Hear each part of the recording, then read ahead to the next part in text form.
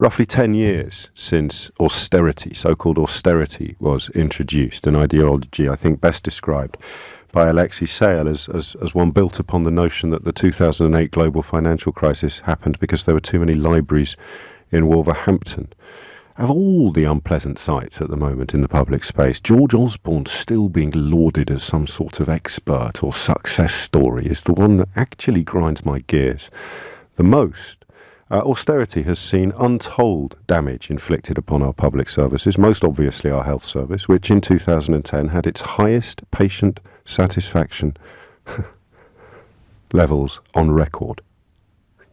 2010. Public sector pay freezes, failure to recruit new nurses, policies actively designed since Osborne and Cameron shuffled away, but new policies actively designed to discourage people from elsewhere coming to this country to care for us.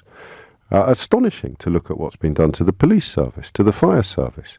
Libraries being, of course, another example. All of these cuts, these ideologically driven cuts to your social capital, to your birthright, cheered by the British public as a result of the ministrations of cheats and liars doing the bidding of their billionaire bosses in the British tabloid media. And tabloid now is, I'm afraid,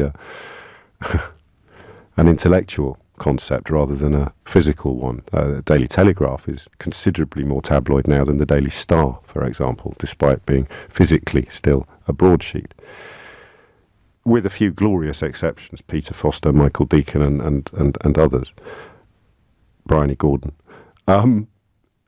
That's what has happened over the last 10 years. Huge swathes of the British public have been persuaded to cheer the theft of their birthright, the theft of their social security, the theft of their welfare state, the theft of their health services, the theft of their police protections, the theft of their fire services. I could go on. I usually do. But you get the picture. Later today, a Conservative Chancellor who will have, I forget precisely when he came into Parliament, but it's moot, he will have voted through all of those thefts, or at least his key allies will, his party brought them in, will effect a massive U-turn and announce public spending, mostly on infrastructure, that will be financed by epic public borrowing. It's not a million miles away from the policies that Alastair Darling had in place in 2009. But because of the parasitic stranglehold that the right-wing media and dodgy think tanks and secret funders exercise upon the British public now, no one else will point this out to you. And the same people that cheered the theft of their police services, their health services, their firefighters, their fire stations, their ticket office attendees on the London Underground, the same people that cheered the theft of their own birthright will today be ordered by branches of this industry to cheer the U-turn undertaken by the people who spent the last 10 years robbing them blind. And you know what the most depressing thing of all is?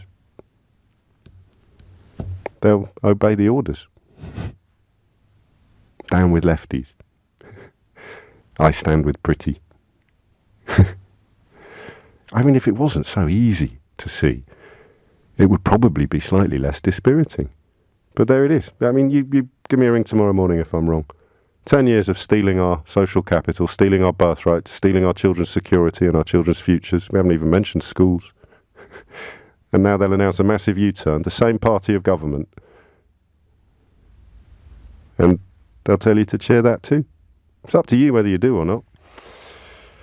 10 minutes after 11, in breaking news, actually, turns out liberal tears aren't a cure for coronavirus either, so bad luck.